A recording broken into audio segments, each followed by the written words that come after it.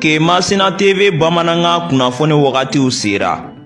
Kemasina TV Bamananga kunnafoni o bɛna lase aw ma an balimakɛ Ablaye Kulibali fɛ Radio Oxygène na. Kemasina TV ka aw kunnafoni bɔlɔlɔ sira kan k'aw to fɔ aw sigiyɔrɔ la. Ola an bɛ foli di an ka partenaires ma n'o ye MKCG Mamadou Karabenta Tora Mmadou commerçant général Kemasina fɔ min ye malosi ɲuman ka taa se binfaganaw tumufagalaw sɛnɛkɛ mansiw malo wɔrɔ mansiw jisama mansiw nin bɛɛ lajɛlen min sɔrɔ fɔ ka taa se an ka katakataniw ma sojɔlaw ɲinɛma kɔ aw kɔ siman ka taa se sojɔnɛgɛw ma so baarakɛminɛ bɛɛ lajɛlen min sɔrɔ fɔ ka taa se angɛrɛ ma angɛrɛ mun ne cɛkafili ti a ban nin bɛɛ lajɛlen min sɔrɔ MKCG o de kan bɛ bi kunnafoni dɔ suma bi tarata min na bɛnnen bɛ natarasan kalo 12 na décembre kalo do bi o tile 17 ye ka bɛn 2024 sama farafingalo min n'o ye lasiri laban ye bi o tile 15 ye jate la san kalo 6 na do yira san 1446 san dugu de bi kɛ ala ka ɲɛ ka dama bakuruba fɔla bi kunnafoniw filɛ ka wulana ka fɔ an ka jamanatigi ale ye tali min kɛ izini ba min ka se ka to baaraw bilali sen kan ne ka to kɛ karido Bugunina lamini kona bere yere gani sojira o ko kera cogo jumɛn la kunnafoni ye ɲɛfɔli ko la lakanabaliya Banyangara ale mara kɔnɔ na kana bangasi yɔrɔw fɛ wulikajɔ min y'a sɔrɔ n'o kɛra sibiri kana kari la ni maa tan naani bonyago ni tora o ko sen fɛ Banyangarakaw o maaw ye ka dɔn ka fɔ u ka dusuma ka taa yira yɔrɔ caman na kunnafoni ye ɲɛfɔli ko la san marabolo kɔnɔ na ko cɛ dɔ k'ale tuntununa sibiri tɛmɛnen n'a tunana sugu jɔ Timiza kwa tegito la kuntunna maula kunungo kɔni kwa ka kunnafoni sɔrɔ ka fɔ k'a bɛ walejugu kɛbaaw bolo kunnafoni ye ɲɛfɔli ko la AES jamana o olu ye fara ɲɔgɔn kan n'o ɲɛma b'an ka jamanatigi yɛrɛ bolo bi Général Assimi Goïta ka bataki kɛ ka yɛrɛ k'a fɔ CEDEAO kɔni k'u tɛna gɛrɛntɛ foyi ta k'a fɔ u bɛ ɲɛsin CEDEAO jamanaw ka donni n'an ka jamana kɔnɔ papier ko la o baara minnu kɛra maliden dɔ b'o hakilila di AES ni CEDEAO yɛrɛ cɛ bi o ko bɛ cogo la kunnafoni ye ɲɛfɔli ko la ninnu de bɛna kɛ kunnafoni kumaba ye bi k'a fɔra kunnafoni wɛrɛ bɛna fara la sabalaga denkɛ Ablaye Kulibali ala ka ɲɛ ka d'an ma kunnafoni an b'a daminɛ ka lɔn ka fɔ an ka jamana kɔnɔ na basigibaliya wulikajɔ kɛbaaw bɛ k'u sɔn Banyangara marabolo kɔnɔ na ko nin waati laban ninnu kɔnɔ na k'u ye wulikajɔ minnu kɛ n'i y'a sɔrɔ u y'o daminɛ jumado kana sibiri ni kari la tile 2 bonyanko kɔnɔ na maa 14 k'olu ni to o baara min bɔra ka kɛ dɔgɔ furancɛ in kɔnɔ na Banyangara ka taa se Bangasi ma o marabolo mɔgɔw kɔni u ka dusuma kasa yira u bɛ Mali yɔrɔ fɛn o fɛn na min kɛra Bangasi ka dɔ ye n'olu ka jɛkulu yɛrɛ n'a bɛ wele ka dɔ ko fasoden ɲuman yɛrɛ ka se k'o lasabati o ɲɛma ale sera kɛnɛ kan Mohamed Samakɛ ɲininkali k'a la a ye kuma min fɔ an ka lamɛn. Ne tɔgɔ Abdala Togo ne ye mouvement patriotique pour l'unité et la sauvegarde du secteur de Bankas n sigiyɔrɔ bɛnnen bɛ Bamakɔ Yirimajɔ. Monsieur Togo an ye kibaruya sɔrɔ k'a fɔ ko ma jugu ninnu k'u kɔni sera a ka marabolo kɔnɔna la kɛrɛnkɛrɛnnenya sege n'ale bɛ Banyangara mara fɛ a ko kɛra cogo di. Dimanche n'o ye 15/12 mois 2024 terroriste o nana dugu 2 de attaqué n'o Sɛgɛ commune kɔnɔ Sonforo ani Sɛgɛ yɛrɛ dugu kɔnɔna mɔgɔ 9 de tora la a mɔgɔ 9 mɔgɔ 7 o ye Sɛgɛ dugu kɔnɔna ye mɔgɔ 2 o ye Sonforo ye Sɛgɛ dugu kɔnɔna ta a ma dan mɔgɔ fagali dɔrɔn fana ma o ye Sɛgɛ pharmacie min bɛ yen o ye ta don a la ka tasuma don ambulance la ka tila ka n'o ye Sɛgɛ maire yɛrɛ ka mobili k'o fana jeni ka mɔgɔw ka du ka tasuma bila o la moto ɲɛnama minnu bɛ dugu kɔnɔ ka moto ɲɛnama k'a bɛɛ suɲɛ ka taa n'o ye yan'o cɛ fana samedi don le 14/12 mois 2024 Jalasagu o fana muso 5 fana ni tora ka sababuya kɛ o yɛlɛla mini fana na k'o muso 5 fana bɔnɛ o nin na ka daminɛ samedi ka na bila dimanche la ni o fara ɲɔgɔn kan o ye mɔgɔ 14 de ni bɔnɛna Bankas cercle kɔnɔna na lakanabaliya min bɛ centre kɔnɔna na surtout ka daminɛ 2021 à nos jours an yɛrɛ ti ka sinɔgɔ yɛrɛ sɔrɔ ka kɛ kan fa secteur ninnu bɛ cogo min na terroriste kɛn bɛ ka yen secteur ninnu o kɛn bɛ ka secteur caman dominer dongo do problème bɛ an b'a ɲini an ka faamaw kɛ u ko hakili to Mali centre la surtout kɛrɛnkɛrɛnya la n'o ye Bankasi mara ani Banyangara zone ninnu u ka fɛɛrɛ bɛɛ kɛ ka terroriste ninnu u ka sanfɛ kɛlɛ u k'olu boloda pour que terroriste ka se ka u ka daga minnu bɛ daga yɔrɔ ninnu bɛ se ka ci ka bɔ an dala cogo min na an b'o de ɲini an ka faamaw fɛ sinon an tɛ ka sinɔgɔ. Dɔw b'a fɔ ko auto défense minnu bɛ n'o bɛ doso ko fɔ ko olu ni an ka kɛlɛkɛcɛw ka to ka fara ɲɔgɔn kan walasa ko a bɛ se ka ban cogo min na e bɛ mun fɔ o la. I ka ɲininkali in diyara ne ye auto défense minnu bɛ yen n'o ye auto défense Dana Masagu n b'o fɔ nin yɔrɔ la ka daminɛ Isufu Toloba la u ka taa bila u ka ɲɛmɔgɔ minnu bɛ Bankasi dugu kɔnɔna na n'o ye Sumala Gindo ni a ka cɛdenw ani Noël Tesuge u bɛɛ fo donso minnu bɛ yen olu kɔni b'u se la parce que maa dan ye se o donso no an b'u fo k'o fo parce que olu fana se u bɛ se ka min kɛ u b'o de kɛ mais u tɛ se k'a bɛɛ kɛ ni faamaw sera ka fara donsow kan u ka terroriste ninnu taga gɛn ka bɔ anw da la a bɛ diya anw ye parce que munna an b'u wele parce que olu de kan ka an lakana sariya yɛrɛ de y'o fɔ problème de bɛ anw da la an ma nafolo ɲini an ma wari ɲini u ka na ni sécurité ye dɔgɔnɔ min se balo u ka sɛnɛ na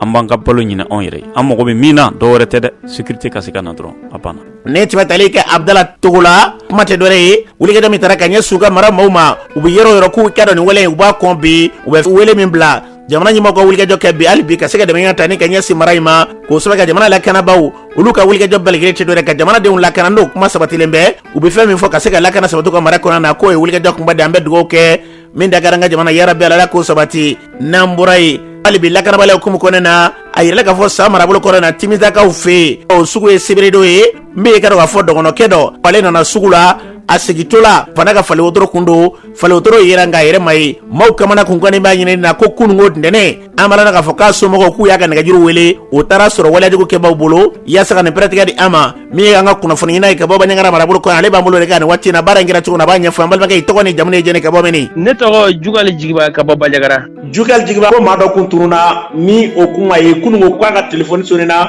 waleyajugu kɛbaaw bolo a k'o kɛra cogo di Monsieur Kulibali n b'aw fo an fɛ mun bɛ ka kɛ nin waati la a bɛ ka an kamana gan kosɛbɛ kosɛbɛ an ka cɛ dɔ yɛrɛ kun tununa Timisa commune la samedi don samedi ye Timisa sugu ye samedi 14 décembre 2024 a tɔgɔ Jakarija Kochumbe a si bɛ taa san 34 la muso kelen de b'a bolo den saba de b'a bolo samedi don a bɔtɔ Timisa sugu la kɔni ka taa a yɛrɛ ka dugu la a n'a ka fali wotoro a ko k'a bɛ taa bin dɔ de bɔ ka bila wotoro la ka taa n'a ye so ka taa di a ka baganw ma o kɔnɔna la ale kɔni farala kungo kɔnɔ yɔrɔ dɔ fɛ ja depuis que ale farala terroriste y'a minɛ donso minnu bɛ yen nɔ cara tulema ka éléments adama tulema o bɛɛ lajɛlen de y'a ɲɛɲini ka dɛsɛ a kibaruya ma dɔn kunun an kɔrɔ mun ye lundi 16 décembre 2024 a kibaruya sɔrɔla dɛ a ka téléphone a somɔgɔ y'a wele terroriste de y'a ta k'a fɔ ko a b'u bolo halisa Jakarija Kochumbe kɔni terroriste ja olu de y'a minɛ depuis samedi don fo ka se bi ma an t'a dɔn a ɲɛnama de bɛ yen an t'a dɔn a su de bɛ an to kibaruya kɔni dɔn ni de kɛra Timisa commune la cercle de Tomia et région de San an bɛ mun fɔ Asimi Gota a n'a nɔfɛ mɔgɔw transition mɔgɔw u ka dija kana fara donso kan pour que yɔrɔ bɛ se ka lakana ka ɲɛ cogo min na population ko Mali donso fana ko Mali population fana bɛ donso fana kɔ dɛ donso ani Mali sɔrɔsiw a bɛɛ Mali ko de don ni Mali ko de don u ka baara kɛ ɲɔgɔn fɛ yɔrɔ bɛ se ka lakana cogo min na. ni kɛmɛ tali kɛ Jugali Jigiba la kuma tɛ dɔ bi an ka jamana in kɔnɔna na basigi lafiya jamana in bɛ kolosuma siraw sira fɛ an bɛ dugawu kɛ ala ka jamana in bila o sira kan maa minnu bɛ ka waleyajugu ta ka ɲɛsin an ka jamana ma yarabi ala ka jamana in don kalo dibi la n'an bɔra yen sanubɔyɔrɔ n'o ye minnu ye k'o caman b'an ka jamana kɔnɔ o kɔfɛ nin y'a siɲɛ fɔlɔ ye ka izini ba dɔ ni ka se k'o izini ni k'a dayɛlɛ bugunikaw fɛ yen n'o lithium ye lithium n'i y'a jateminɛ gravier goudron sirabaw bɛ dilan ni mana minnu ye n'o ye goudron yɛrɛ ye gravier min bɛ bɔn o kan lithium k'a bɛ kɛ o ye o kɔfɛ batterie o la sabati ka se ka kurankow ka se k'olu bɛɛ lajɛlen yakubaya ka jɔdaba bɛ o baara in fana na a bɛ baara caman kɛ o lithium n'a ma ye k'a fɔ o yera buguni dugukolo kan o usine kɔni o jɔra Mali ni Sine jamana ka tɛgɛ di ɲɔgɔn ma kɔnɔna na a yɛrɛ k'a fɔ ko miliyari camanba de ye o de donna yɔrɔ in na wa ni yɔrɔ kofɔlen in k'a bɛna kɛ nafasɔrɔ siraba ye an ka jamana ye nin baara min n'i y'a sɔrɔ n'a sigira sen kan o usine dayɛlɛli baaraw kɛra karido Mali jamanatigi fɛ général d'armée Asimi Goïta ale tun bɛ kɛnɛ kan a taara yen kɛnɛ kan maa caman bɛ minnu ka nisɔndiya yira a kɛra dugu yɛrɛ min kɔnɔ na dugu min n'i y'a sɔrɔ bɛ wele ko Ngɔlamina min o dugutigi ale ka kuma lase la n'i y'a sɔrɔ o bɛ tali kɛ Dɛnɛngo Samake ale ye kuma min fɔ o filɛ. nisɔndiya min bɛ anw na bi mɔgɔ tɛ misali i fa ye mɛ i bɛ tila i fa ye ni ɲɔgɔn ma deli ka kɛ yan fɔlɔ polisiw b'a banna mɛ an nisɔndiya in kan an jɔrɔlen jɔli tɛ dɔwɛrɛ ye o kun ye duguw ka ni jamana ka hakɛ dugudenw ka hakɛ n'o kɔni sera ka ɲɛnabɔ kɔni ka di anw ye o dɔrɔn jɔyɔrɔ bɛ anw na u k'i jija cogo bɛɛ la jamanadenw ka hakɛ i n'a fɔ denmisɛnninw ka baara ko dugu ni hakɛ min ka kan a kana tuma diya dugu ma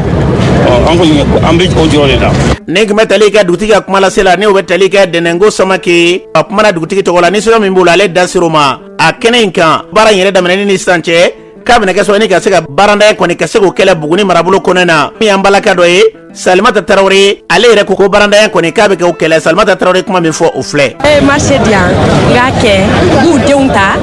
ayiwa n ka u cɛw ta bon ne de bɛ se tuma ni directrice ye n bɛ ka mɔgɔw ta cogo min na bon o denw fana bɛ ka taa di a ye nafaba de lase musolakaw ma ba ni min ma baara kɛ o cɛ bɛ baara kɛ ni min ma baara kɛ o cɛ bɛ baara kɛ. ningo metali ka Salimata Traoré la nin bara min kele filɛ ko a bɛna kɛ ni suda ko ba ye an ka jamana ministre min ka bara ɲɛsinnen bɛ kɛrɛnkɛrɛnnenya dugudugukɔrɔ fɛnw o la sabatili ma an ka jamana kɔnɔ na professeur Amadou Keita ale yɛrɛ kuma min fɔ usine in bilali sen kan an ka lamɛn. Nin ye taɲɛba dɔ de dabɔtɔ Mali kɔnɔ o kɔrɔ ko Mali tɛ dansanu bɔ ma bilen Mali bɛna lithium bɔ or lithium nafa ka bon bi diɲɛ kɔnɔ an bɛ téléphone batteries a bɛ fɔ ma bi pression énergétique c'est à dire ka bɔ tajima fɛnba comme olu ka kɔlɔlɔ ka bon ka na machine a bɛ fɔ ma ko énergie propre o juba dɔ ye lithium ye bon ni jamana min b'o bɔ bɛɛ mago bɛ fɛn min na yɔrɔ an bɛ se k'a fɔ ko bi ye donba ye Mali ka donba don jamanaden bɛɛ ka donba don an bɛ jamanaden bɛɛ fo o ko la k'an ka nisɔndiya yɛrɛ jamanaden bɛɛ fɛnɛ tɔgɔ la baara ko nata sira fɛ a bɛ na baara di sabu hali k'a daminɛ fɔlɔ sisan yɛrɛ a baara daminɛ kana se bi ma baara min bɛ ka k'a kɔnɔ a ka ca mɔgɔ 1000 ye o min bɛ ka baara k'a kɔnɔ ani a bɛ ka baara di minnu fɛnɛ ma sira bɛɛ fɛ ni baara fɛnɛ daminɛra dɔ bɛ fara o kan de et puis m'a fɛ ka fɛn dɔ fɔ nafaba bɛ min na Mali ye loi dɔ ta ko contenu local a nafa ye mun ye entreprise olu bɛ se ka fɛn o fɛn di min mɔgɔw ma u man ka to ɲini kɛnɛ ma bilen u b'o ta Mali de kɔnɔ yan donc o bɛna fɛnba de di an ka entreprise ma o de k'an ye jate bɔn k'a fɔ fɛn fɛn miliyari 400 ye o bɛ to la an ka entreprise bɛna min sɔrɔ mais o fɛnɛ kɔfɛ contenu local fɛnɛ ko ni malidenw bɛ se ka baara o baara kɛ olu de ka ta o la yanni mɔgɔw ka bɔ kɛnɛ ma o de k'a ye contenu local la fɛɛrɛ dɔ sigira yaasa a bɛ se ka kɛ baaraw bɛ daminɛ an ka mɔgɔw tɛ se mais wajibi de bɛ séminaire ma ka an ka mɔgɔw dege baara la pour que dɔɔni olu ka bila mɔgɔ nɔ la donc a tɛna se yɔrɔ de la n'i ye mɔgɔ ta 100 o 100 an ka mɔgɔ bɛ kala 95 fo ka taa se k'u an ka mɔgɔw de ka kɛ fan bɛɛ fɛ. ni ko bɛ tali kɛ professeur Amadou Keita ni tun y'ale kan ye an ka dugukɔrɔ fɛnw o ministre ni tun y'ale kan ye a kɛnɛ kan yɔrɔ in kurunbɔkarili baaraw sigilen sen kan ka ban Mali jamanatigi n'i y'a sɔrɔ général d'armée Assimi Goïta a kɛlen kɔfɛ yɔrɔ in kɔni ni ka se ka kurunbɔkarili baaraw sigi sen kan Mali jamanatigi général Assimi Goïta ye kuma min fɔ o filɛ. An bɛ foli bila Maliyɛn bɛɛ la k'Ala barikada Ala min y'a to an ye bi don ye bi an bɛ kɛnɛ min kan bi n'o ye Gulamina Mine min de lithium an b'o kurumukali la o ni baara min sabatira ni ma laɲini k'a fɔ ko ka jamana dugujukɔrɔ fɛn nafolo o ka kɛ jamanadenw sago la o de hukumu kɔnɔna an ye wulikajɔ caman kɛ min b'a to ka gafe kura dilan gafe min b'a to jamanadenw ka laɲini bɛ sabati o kɔnɔna cogo min na ani chinois ye bɛnkanko la Ala barikala bi o kɛra latigɛ ye an bɛ foli bila jamanadenw ye o ka foli bila Buguni n'a gouverneur a maire a n'a chef de village an n'a ladatɔ mɔgɔ bɛɛ lajɛlen a bɛna fɛn ma yɛlɛma an ka sɔrɔ hukumu kɔnɔna ani jamana yiriwali hukumu kɔnɔna la n'i y'a jateminɛ miliyari 680 o kan ka sɔrɔ a musaka bɛɛ la o musaka ninnu n'u y'u ka feere kɛ ka ban u b'o wari lasegin Mali bangiw la o b'a to an ka jagokɛlaw olu bɛ se k'u ka baaraw kɛ ka ɲɛtaga sɔrɔ a hukumu kɔnɔna la bangiw wari bɛ circuler mɔgɔw ni ɲɔgɔn cɛ a bɛ circuler baarakɛlaw ni ɲɔgɔn cɛ o b'a to fɛn caman bɛ se ka sigi an ka jamana kɔnɔ fɔlɔ n'u tun ye fɛnw feere ka ban u taara segin an ka jamana kɔnɔ o bɛ kun bɛ kɛ waleya min b'a to wari bɛ dɛsɛ an ka bangiw la mais ni mun bɛna kɛ sisan miliyari 680 n'u ye feere kɛ ka ban u bɛ segin an ka bangiw kɔnɔ o b'a to an ka jagokɛlaw u bɛ se ka baara caman kɛ o kuma to jamana bɛ yiriwa cogo min na o tɛmɛnen kɔ nafa dɔ kan ka sɔrɔ a la n'o bɛ bɛn miliyari 71 ɲɔgɔnna ma kɛmɛ sira la 30 o bɛ di jamana ma 5 o bɛ di an ka kɛnyɛrɛyew ma donc bɛɛ b'a to an ka jamana a bɛ se ka yiriwa cogo min na n y'a jateminɛ fana contenu local n'o ye sariya dɔ n'an y'o ta o b'a to baara fɛn bɛ kɛ minnu kɔnɔna la minɛn min fɛn bɛ se ka sɔrɔ Mali la Mali opérateur économique olu de bɛ na n'o minɛnw ye a bɛ se ka kɛ ciment ye a bɛ se ka kɛ carburant ye a bɛ se ka kɛ tôle ye fɛn fɛn bɛ n'a bɛ sɔrɔ Mali olu bɛ na n'o fɛn ninnu ye mun b'a to baara bɛ se ka kɛ cogo min na n'i y'a lajɛ wari tɛ jɔ fo miliyari 400 ɲɔgɔnna ma ka welewelekan bila an ka opérateur économique ma u ko jija nin ko in a da kana to an na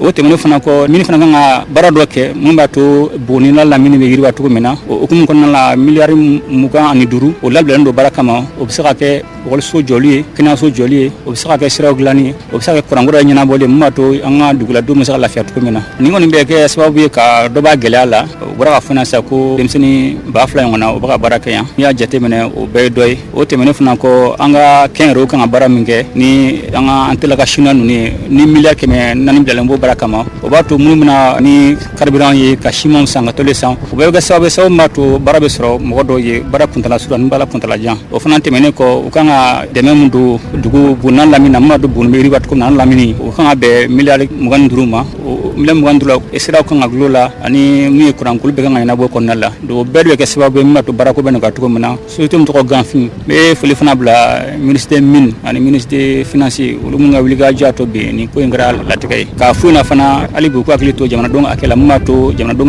ka hakɛ o bɛ sabati cogo min na ka maliyɛnw fo u ka muɲu ka sabali la o tɛmɛnen kɔ fana an bɛ tila ka foli bila Chine jamana bɛɛ bɛɛ ye n'olu bɛ jɛɲɔgɔnya la bi ne yɛrɛ ka bɔli la Chine an y'a ɲini k'an ka jɛɲɔgɔnya k'a layɛlɛn sanfɛ ka kɛ niveau stratégique ye a baara yɔrɔ bɛ kɔfɛ ka na n'Ala sɔnna ma caman bɛ ɲɛnabɔ. Ni ko bɛ tali kɛ Mali ɲɛmaaba la General d'armée Assimi Goïta a kɛra nisɔndiyakoba ye Buguni n'a lamini nin baara min kɛlen filɛlikɛlaminakaw fɛ yen bɛɛ lajɛlen ka nisɔn yɛrɛ k'a fɔ ko nin bɛna kɛ sababu ye ni ka ɲɛda kura ka se k'o di Buguni n'a lamini ma musakakow la sango dugudenw a fanba olu bɛna ta baara la a kɔnɔna na k'o ye nisɔndiyakoba ye an bɛ dugawu kɛ Ala ka kɛ nafasɔrɔ sirada ye ka ɲɛsin Mali ma n'an bɔra ye an ka jamana ɲɛmaaw Mali Burkina ka fara Niger ka olu ka fara ɲɔgɔn n'o ye AES ye olu ye lajɛrɛba min y'a sɔrɔ u bɔra k'o lajɛrɛ kɛ sibiri don AES jamanaw kɛlen kɔfɛ ni k'u ka lajɛrɛw kɛ u ye bataki kɛ bataki min b'a yɛrɛ k'a fɔ ko Mali ka fara Niger ni Burkina kan u ka jɛkulu n'o ye AES ye ni CEDEAO jamanaw ni ɲɔgɔn cɛ olu kɔni bɔlen don CEDEAO la nka ko k'a fɔ CEDEAO jamanaw ka na an ka jamana kɔnɔ na k'u bɛ gɛlɛya dɔw la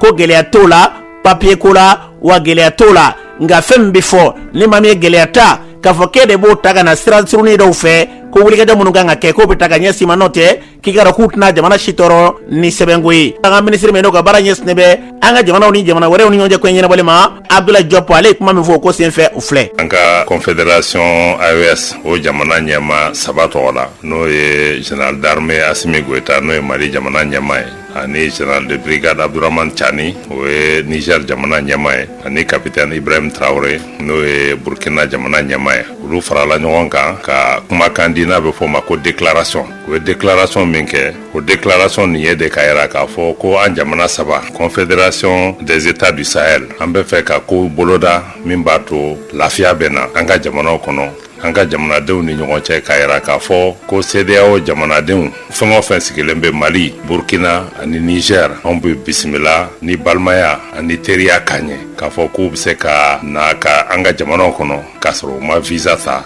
u bɛ voyager ni sɛbɛn minnu ye ni passeport ni document de voyage dɔ bɛ yen o ka k'u bolo dɔrɔn u bɛ don visa wajibiyalen t'u kan jamana ɲɛmaaw y'a yira fana k'a fɔ ko CEDEAO jamanaden fɛn o fɛn n'o bɛ fɛ ka don an ka jamanaw kɔnɔ ka na bɔ an ka jamanaw kɔnɔ de ou bien hali k'u sigi an ka jamana kɔnɔ ka baara kɛ olu yamaruyalen bɛ ka na an ka jamana kɔnɔ mais u wajibiyalen bɛ k'an ka jamanaw sariyaw batu o sira fɛ a yirala fana k'a fɔ mɔgɔ damaniw bɛ yen ni gɛlɛya bɛ mɔgɔ minnu kan n'a bɛ fɔ o ma ko migrant inadmissible n'an tɛ fɛ minnu fana ka don an bɛ se ka dankari olu ka donni na a yirala k'a fɔ sira fila fɛ baara kan ka ɲɛɲini fana n'o ye particulier ka mobili minnu bɛ na an ka jamana kɔnɔ olu fana yamaruyalen bɛ pour que u ka se ka don Mali Burkina ani Niger kɔnɔ mais a kan k'an ka sariyaw batu ani texte minnu bɛ sen na a yirala k'a fɔ fana véhicule particulier n'o ye mɔgɔw yɛrɛ ka mobili mun b'u bolo o y'o ye mais filanan o ye véhicule à usage commercial o ye bisiw ni camion ni mobili tɔw minnu bɛ passagers transporter ka bɔ CEDEAO jamana tɔw la ka na Mali ani Burkina ani Niger k'olu fana yamaruyalen bɛ ka don an ka jamanaw kɔnɔ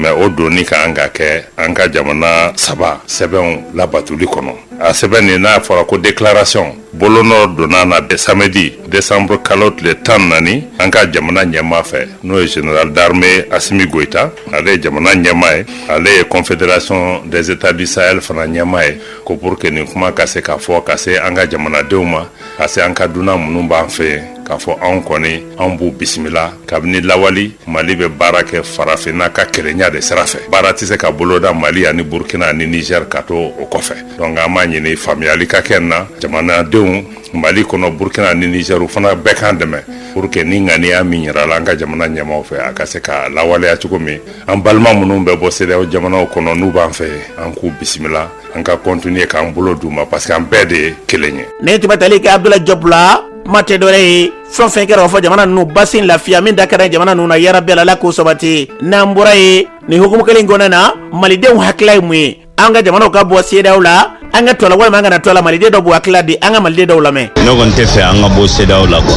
parce que ɲɛnamaya fɛn o fɛn bɛn ni ɲɔgɔn tɛ quoi a ka jɛ ka baara k'a bolo di ɲɔgɔn ma a ka bɛn ko mana gɛlɛya togo togo kuma de b'a ban quoi aw ka jɛ aw ka kuma donc pour que ka se ka fɔ ka bɛn sɔrɔ a la aw fɛla ye min ye aw b'aw danw yira CEDEAO fɛnɛ dan ye min ye CEDEAO fɛnɛ b'a dan yira aw bɛ jɛ aw bɛ baara kɛ ɲɔgɔn fɛ. n'a hakilina ye min ye an ka bɔ a kɔnɔ parce que an ye hakɛ min k'a kɔnɔ an ma nafa ye an ka bɔ a kɔnɔ o de ka di ne bɛ se ka kuma min kan o y'an ka gɛlɛya ye gɛlɛya min bɛ Mali kan bi an mɛnna CEDEAO kɔnɔ an ma nafa ye an tɛ ka taa ɲɛ an tɛ ka taa kɔ a ɲuman ye min ye mɔgɔ k'i yɛrɛ ye dɔrɔn. n'an bɔra ne yɛrɛ kɔni bolo hɛrɛ de an ma mais an mun fana fɔ jamana ɲɛmɔgɔ ɲɛna u k'u hakili to toujours CEDEAO papier minnu b'an bolo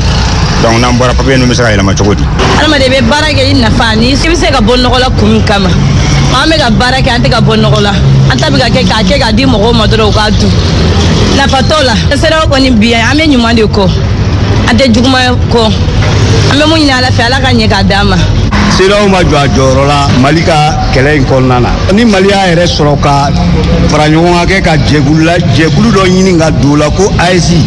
vraiment a ko jara ne a bonyana ne ma AES an kɔni b'a kɔ su an b'a kɔ tile. ne tɛmɛ tali ka maliden dɔw kana kuma tɛ dɔrɔ ye CEDEAO jamanaw to a la walima kana to a la min wa furu nin bɛɛ lajɛlen kɔrɔ de dɔgɔti kɔnɔ min da ka d'an ka jamana yɛrɛ bɛɛ ala k'o sabati n'an bɔra ye dugumakalanko ministre ale bɔra ni ka taa taama kɛ kalan tali kalo kelen ni kɔ ka taa ɲɛda kalanso dɔw kan kalanso minnu bɛ n'i y'a sɔrɔ ni gɛlɛya kun kɛra sababu ye ji ye maa dɔw sɔrɔ ni kana kalanso dɔw la o kalanso n'a ma ɲɛ k'a fɔ tiɲɛ don wulikɛdaw kɛra jamana fɛ ka se ka maaw kɔni bɔ kalanso ninnu kɔnɔ nka kalanso ninnu baaraw bɛ cogo di a taara ɲɛ da o kɛnɛ kan kalanso bɛ n'i y'a sɔrɔ o ye Sigajalo ye o b'a la Bamakɔ marayɔrɔ filanan kɔnɔna na dugumakalan ministre Amadou Sisawane ale ye kuma min fɔ o taama senfɛ o filɛ. K'olu minnu inondera ni an bɛ ekɔliso min na le 3 octobre population sinistrée de caman tun bɛ yan k'olu y'aw yɛrɛ y'a lajɛ salu banw ka ɲi u ye dɔw repɛn denmisɛnninw sigilen bɛ condition ɲuman de kɔnɔ n ka visite yen ka n'a lajɛ président ko baara minnu ka kan ka kɛ est-ce que u kɛra ɲɛgɛnw ne bɛɛ ka ɲi n'i donna kasa foyi tɛ bɔ parce que u ye vidange kɛ u y'a bɛɛ vide mun fɔra n ye ko karamɔgɔw dɔ b'u manqué gouvernement cɛsirilen bɛ pour ka o problème régler. ne tun bɛ tali kɛ ministre Amadou Sisawane na u taara Bamakɔ marayɔrɔ filanan min kɔnɔ na délégation spéciale ɲɛmaa min bɛ yen n'o ye Aminata Dramane Traoré ale min bɛ kɛra k'a fɔ mairie kunna bi ale yɛrɛ kuma min fɔ nin ko in senfɛ o filɛ. an yɛrɛ nana k'an sigi a bɛɛ ka k'an yɛrɛ sen kan donc o de y'a to an sera ka nin bɛɛ kɛ kalanso don k'a yira k'a fɔ an ka école kelen kelen bɛɛ bɛ se ka kɛ gouvernement obligelen tɛ k'a bɛɛ raser k'a bɛɛ jɔ minnu b'an bolo n'an y'olu minɛ ka ɲa an denw k'a yira k'a fɔ an den bɛɛ ye kelen ye donc anw kɔni ka ɲinini ye min ye a yɔrɔ o yɔrɔ bɛ k'a lajɛ ɲɛgɛnw bɛ ten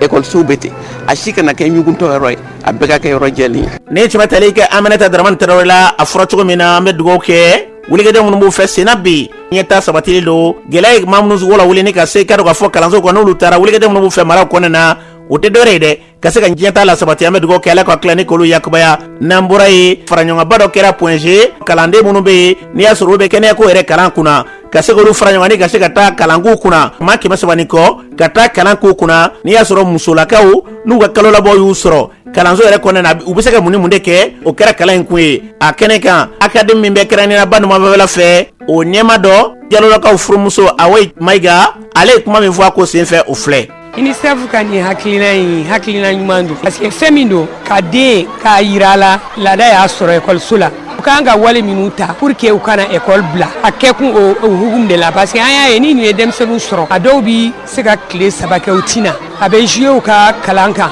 a dɔw yɛrɛ maloya la u bɛ ekɔli bila u tɛ sɔn ka na donc n'u ye nin fɛn in k'u ye denmisɛnninw ye a n'u ka ekɔli karamɔgɔ a b'a to den b'a yɛrɛ dɔn donc ne laada in bɛna sɔrɔ u kan ka précaution min ta u b'a ta u bɛna to u tɛna ekɔli bila et puis fɛn de don fana min laada ko bangebaaw t'a fɔ u ni denmisɛnninw t'a kuma kɛ quoi formation in b'a to denmisɛnninw n'u bangebaaw u bɛ se ka kuma ko la. ne tun bɛ tali kɛ Madame Diallo Awoyi Mayiga ni tun y'ale kan ye min a ɲɛma dɔ n'i y'a sɔrɔ bɛ tali kɛ Yusuf Touré ale yɛrɛ kuma min fɔ kalan in kunna o filɛ. an bɛ fɛ ka a f'u ye u k'a dɔn ko hygiène menstruelle a bɛ matarafa cogoya min na n'a ye mɔgɔ min sɔrɔ baasi tɛ a tigi bɛ ka balikuya de donc a gestion bɛ kɛ cogoya min na a tigi ka se k'o faamu. ne tun bɛ tali kɛ Yusuf Touré ni tun y'ale kan ye a fɔra cogo min n'i y'a bɛɛ lajɛlen fara ɲɔgɔn kan ka se ka denmisɛnninw u hakili kɛ sigi kalan kɔnɔna na k'a dɔn fɛn dɔw bɛ yen n'a y'i sɔrɔ a bɛ se ka kunbɛn cogo min na o y'a kunbɛn an bɛ dugawu kɛ ala ka nin hakili ni ka yakubaya n'an bɔra ye min ye festival dɔ o baaraw bɛ sigi sen kan san fila Kayi marabolo kɔnɔna na jamu o ye ka dɔn k'a fɔ kasongaw olu ka yɔrɔ ye jamukaw ka jɛkuluba min bɛ n'u b'a wele ko jamu yɛrɛ fɔlɔ o jɛkulu maaw olu ye fara ɲɔgɔn kɛ ka kunnafoniya wele ka ɲɛfɔli kɛ u bɛ to ka san fila u bɛ festival ba dɔ n'o ye seko ni dɔngɔ laadaw ka se k'olu atima u ka mara kɔnɔna na u b'o baara min kɛ ɲinɛ ta in k'a bɛna kɛ kalo in tile 26 ka se tile 28 ma o baara minɛ kɛ o ɲɛfɔli ka kunnafonilaw ye a ko senfɛ a kɛnɛ kan min ye jɛkulu ɲɛmaa ye Musa Sisoko baara in kun ye fɛn min ale b'o ɲɛfɔ an ye an ka lamɛn. An ka cimenterie min tun bɛ Jamu o fermé na a mɛnna sirako gɛlɛya bɛ yen gɛlɛya caman bɛ yen donc o hukumu na an ye association créé walasa ka gɛlɛya ninnu dɔw ka caman bɔ a la o la an bɛ festival organiser walasa ka dɛmɛ kɛ musow ni cɛw ni denmisɛnninw ye an bɛ dɛmɛ kɛ ekɔlidenw ye an ye dɛmɛ caman kɛ an ye misiri dɔw yɛrɛ jɔli daminɛ sisan nɔ o de kan ka bɛn $75 ma o dɛmɛli kun hukumu kɔnɔna na ɲinan an bɛ fɛ ka festival ni organiser tugun an y'a essayer ko k'an ka kasɔngakan don da la parce que kasɔngakan a bɛ ɲini ka tunu dugu min kɔnɔ kasɔnga dugu de don an jɔrɔlen don o la kosɛbɛ surtout constitution ye kanko gɛlɛya kosɛbɛ an b'a fɛ k'an dulon o la walasa k'an ka kan yiriwa baara minnu bɛna kɛ festival nin kɔnɔ an ko k'an bɛ topetal fara kan ɲinan donc topetal kɛnɛ kan an bɛ kuma di musow ma u bɛ se ka jamu gɛlɛya dɔw fɔ a ka ca ala fɛ ɲɛ bɛ sɔrɔ a caman na o kɔfɛ an bɛ fɛ ka musomaninw ka kuntigiw an bɛ dansaw organiser ka jɔndɔnw organiser olu b'a fɔ ma ko jubaliya ani tagew n'olu ye numudɔnw ye an bɛ fɛ k'olu bɛɛ yira mɔgɔw la donc ko kɔrɔ minnu bɛ yen nɔ an b'o fɛ k'olu fana yira mɔgɔw la k'a yiriwa walasa mɔgɔw ka t'o sira fɛ. Ni tun bɛ tali kɛ Musa Sisoko la jɛkulu ɲɛmaaba don kuma tɛ dɔ bɔ wulikajɔ minnu na bi n'i y'a bɛɛ lajɛlen fara ɲɔgɔn kan jamana in kɔnɔ na k'a dɔn bi fɛɛrɛw bɛ se ka tigɛ cogo min na seko ni dɔnko ni laadaw ka se k'olu tɛmɛ ani o sen fɛ u bɛna ɲɛnajɛ minnu ka kɔnɔ na gɛlɛya minnu b'u ka mara la ka se k'o gɛlɛyaw ɲɛfɔ o y'a kunba de an bɛ dugawu kɛ ala k'a tila ni ka yakubaya n'an bɔra ye sanyɛlɛma an b'o hukumu kɔnɔna na ka kɔn ni sanyɛlɛma n'o bɛ ka se jɛkulu bɛ n'o ka baara ɲɛsin bɛ sirabako yɛrɛ la matarafali ma an ka jamana kɔnɔ na o sariyaw latilen n'o ye ANASER ye olu bɛ wulikajɔba dɔ kɛ o ko kama o baaraw b'u fɛ sen na o baara min b'u fɛ sen na a baara min bɛ kɛ décembre kalo yɛrɛ bɛɛ lajɛlen kɔnɔ na a baara bɛ cogo di min y'a ko ɲɛma dɔ ye n'i y'a sɔrɔ tali ka nun ko i ta la bale b'a ɲɛfɔ an ye baara in bɛ cogo di an ka lamɛn. ɲinan kɔn san tɔw baara kelen de bɛ kɛ ɲinan particularité ye mun ye an kɛlen don ka mɔgɔw fara ɲɔgɔn kan association comme san o san b'a kɛ cogo min an bɛ bɔ carrefourw la an bɛ mɔgɔw sensibiliser ka mɔgɔw hakilina jigin k'a fɔ k'an bɛ fɛti ɲɛkɔrɔlaw la mɔgɔw bɛ se ka taa cogo min sira kan dɔn di mɔgɔw bɛ se ka ko to ɲɔgɔn ta la cogo min pour que accident kana kɛ mɔgɔw ka se ka bɔ u ka so hɛrɛ la ka segin ka na u ka so hɛrɛ la cogo min o de ye ɲinan campagne ye an bɛ mɔgɔw sensibiliser n bɛ polisiw remercier n bɛ polisiw fo o dugu kɔnɔna na n'olu de bɛ baara kɛ ɲɔgɔn fɛ dugu taa siraw kan an ni gendarmew fana bɛ baara kɛ k'olu fana fo an n'olu fana bɛ sɔrɔ o siraw kan ka mɔgɔw sensibiliser ka contrôle kɛ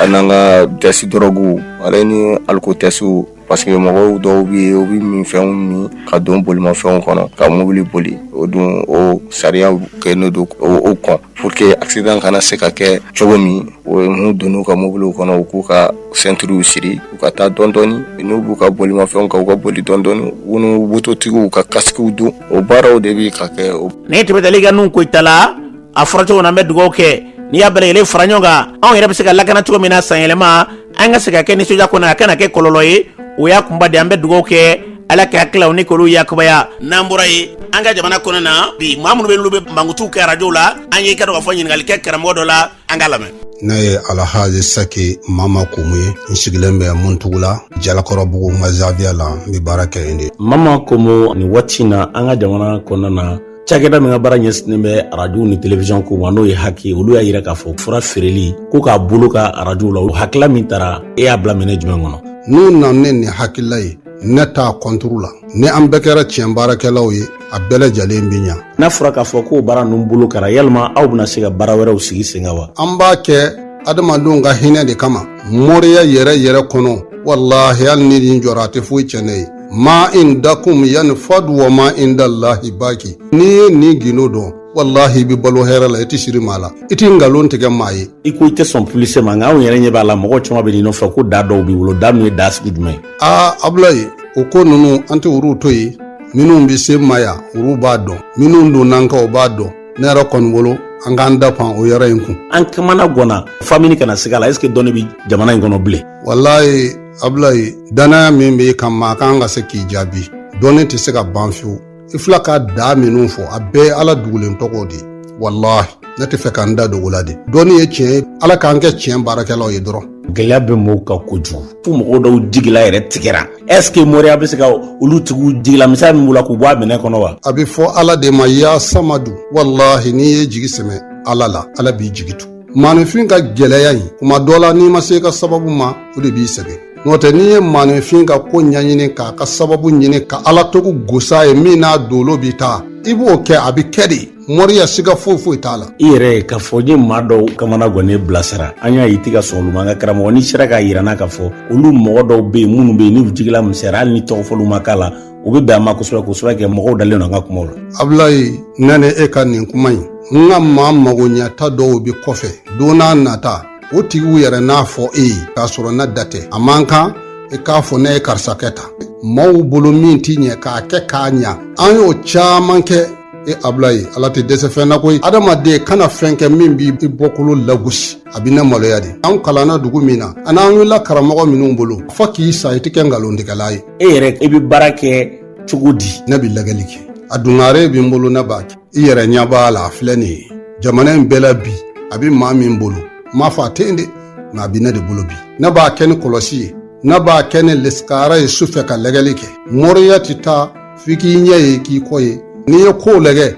n'i y'a dɔn ne bɛ se ka ko minnu dilan ne bɛ don olu la n b'o kɛ n'i y'a dɔn n tɛ se ka minnu dilan n b'a fɔ an ka sababu tɛ ɲɔgɔn bolo n bɛ sira d'u ma ne bɛ baara kɛ nin hukumu de kɔnɔ. Dɔw b'a fɔ danaya bɛ sɔrɔ karamɔgɔ minnu kan u ka wariw ka ca dɛ maa jigila tigɛlen ka tila ka fɛn fɔ a ye min bɛ yen n'o b'a bolo n'a tɛ sɔn ka na karamɔgɔ fɛ yen aw minnu bɛ yen ni tɔgɔbaw b'a la ko dɔw bɛ yen k'a b'o fɔ mɔgɔw ye e bɛ mun fɔ o la. Ne yɛrɛ ni o karamɔgɔ suguw tɛ bɛn fantan nalen don e fɛ. Ɲaji b'a ɲɛna se t'a ye ka wariba d'a kun ne yɛrɛ b'o karamɔgɔ sugu kɛlɛ mɔriya kun de ye maa minnu ni ɲaji bɛ si u ma i b'u ɲaji cɛ min ka di ne ye n ka ɲɛnamaya kɔnɔ maa ma ko mun ye nin ko in dilan ne bɛ waso ni o de ye ne ka limɔrɔ kelen kɔnɔ mali kɔ a dɔnnen don 73 22 22 0D ni min ko dɔnni tɛ tiɲɛ ye ne b'a yira i la ko tiɲɛ de don n'i ye 7 ta i bɛ 3 ta i bɛ D ta siɲɛ 2 ka segin ka D ta siɲɛ 2 ka sɔrɔ ka 0 ta ka D ta o ye n ka limɔrɔ a tɛ falen ne yɛrɛ de b'a ta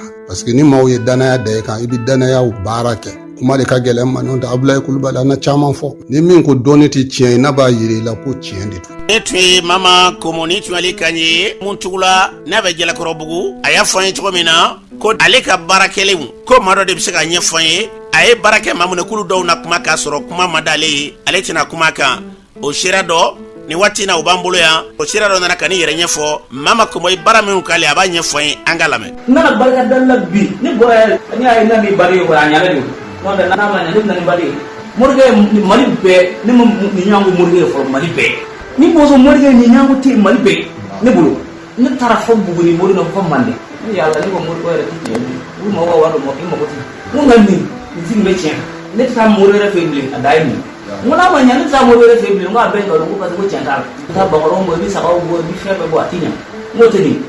Ne tun ye sira dɔ kan ye n'a y'a yɛrɛ k'a fɔ Mama Komo ale taara yɔrɔ la k'a sɔrɔ ale dɛsɛlen don k'a ye yiri jalan k'a ka yiri kɛnɛ ye ale ɲɛna ni tiɲɛ n'o sabatira an ka jamana kɔnɔ na ɲɛta o bɛ lasabati ɲɔgɔn minnu fɔlen fila seerew la ne ni ɲɔgɔnw bɛ kɛ a bɛ kɛ sababu ye maa caman olu k'a dɔn k'a fɔ dɔɔni kɔni k'ale bi kisɛw bɛ jamana kɔnɔ u bɛ ka baaraw kɛ cogo min na u bɛ ka kɛ ten an bɛ dugawu kɛ ala kɛ ni ɲɔgɔnw ne ka ninnu caya k'an bila tiɲɛ sira kan. N'an bɔra yen an bɛ taa jamana kɔkan na Mohamɛdi Samakɛ mun b'e bolo bi. An karamɔgɔ y'a fɔ cogo min na an ka jamana kɔngɔ kunnafoni o bɛ taa n'a ye Nizɛriyakaw fɛ yen a yirala k'a fɔ min ye bato kasaraba dɔ o kɛra Nizɛriya ale jamana kɔnɔ la Nizɛriya marabolo min ni an b'a wele ko Beni o babolo min ye nin bato in kɔni ko a falen kɔni tun bɛ jagokɛlaw la n'an b'u wele ko commerçant wa ko n'i y'a ta k'a lajɛ ko a fanba de ye musolakaw ka fara sifinnakaw kan kunnafoni y'a yira k'a fɔ ko maa mun ka bonyanko ko olu bɛɛ lajɛlen kasarala o ni la nin waati na halisa wulikajɔ kɔni bɛ jamana ɲɛmaaw fɛ walasa minɛn minnu ani maa minnu olu tunnen don tɛgɛ bɛ se ka da olu kan cogo min na n'an bɔra ye Gambikaw fɛ yen an ma ladɔn k'a fɔ Gambi minisiri min ni ale bɛ kiriko kunna ale bɔra ka laseli dɔw kɛ k'a yira k'a fɔ ko min kɔni kiribulon kɛrɛnkɛrɛnlen dɔ ko o sigira sen kan Gambi ale jamana kɔnɔna la kiribulon sigira sen kan min ye CEDEAO ale fana ka wulikajɔ o sababu ye kiribulon sigikun tɛ dɔwɛrɛ dɛ Gambi jamanakuntigi kɔrɔ min ni an b'ale wele ko Yaya Jammeh ni ale yɛrɛ ye mara kɛ Gambikaw fɛ yen kabini san 1994 ani 1994 fo kana se san 2017 n'o ye 2017 ye kunnafoni y'a yira k'a fɔ ale ye mara nin waati min ka mara la la ko a ye gɛlɛya minnu kɛ a ye walejugu minnu kɛ ko nin kiribolo sigikun de walasa ka ko o ko bɛɛ lajɛlen k'o fɛsɛfɛsɛ ani ɲangini min ka kan ni ko o da a kunna n'an bɔra yen an b'a ladɔn k'a fɔ RDC jamanakuntigi n'o ye Felix Tshisekedi ka fara Uranda ale jamanakuntigi kan n'o ye Paul Kagame ye kunnafoni y'a jira k'a fɔ min kɔni ye lajɛrɛba dɔ ye fɔcogo wɛrɛ la min kɔni ye ɲɔgɔnkumaba dɔ ye ko o dɔgɔdalen tun do k'o bila kari tɛmɛnen na nin ɲɔgɔnkumaba ye sa k'a tun kan ka kɛ Angolakaw fɛ Luanda ale kɔnɔna la n'o ye Angola o faaba ye kunnafoni ka fɔ la ni lajɛrɛ in sa ko a segin tɛ dɔwɛrɛ dɛ min ye gɛlɛya min n'a bɛ RDC jamana ale ni Uranda jamana ni ɲɔgɔn cɛla la walasa ka se ka taa sigi ka fɔ kɛ furaw bɛ se ka sɔrɔ o la cogo min na nka kunnafoni y'a jira k'a fɔ min kɔni lajɛrɛ in ko a bɔra a dɔgɔkɔrɔ dɛ o tuma ko don kɔni bɛ sigi dɔ kɔni ma fɔ fɔlɔ lajɛrɛ in min n'a bɛ kɛ ko kura ye o tuma ko halisa wulikajɔ kɔni bɛ sen na walasa min kɔni bɛɛ ni kelen o bɛ se ka sabati ni jamanaba ninnu ni ɲɔgɔn cɛ cogo min na n'an bɔra yen Kɔmarikaw fɛ yen yɛrɛ la k'a fɔ min kɔni dɔ faransɛ kelen sangabɔda ko o sigira Kɔmari ale jamana kɔnɔna la kunnafoni kɔ fɔ la min kɔni fiɲɛ juguba dɔ n'a wolo ko cyclone na k'o tɛmɛna Kɔmari ale jamana kɔnɔna min kɛra sababu ye ka maa 100 bɔɲɔgɔn ka olu bɛɛ lajɛlen kasara o ne la ka maa caman fana ko olu sɛbɛkɔrɔ jogi a yɛrɛ la k'a fɔ ko nin fiɲɛba in sa ko a tɛmɛna Kɔmari fan minnu fɛ min ye sigida minnu ni olu mabɔlen don kɔfɛ fɔcogo n'a fɔ ko bidonville a yɛrɛ la k'a fɔ ko sigida ninnu ko olu de jama ka ca kosɛbɛ dɛ o tuma ko kasara in kɔni k'a fanga bonyana ye kosɛbɛ o de kama dɔ faransɛ kelen sangabɔda kɔnɔ o sigira Kɔmari ale jamana kɔnɔna fan bɛɛ lajɛlen fɛ o tuma min dugawu kɛ sala ka hinɛ taabɔ bɛɛ lajɛlen la karamɔgɔ Abdoulaye an ye kunnafoni sɔrɔ jamana kɔ kan o la kuma wɛrɛ tun ye ka di lamɛnjɛkuluw ma Mamadu Sɛbɛkɛ kunnafoniw ɲɛna an ka jamanaw ka se diɲɛ jamanaw bɛɛ lajɛlen ma Ala ka basigi badabada ani k'o sabati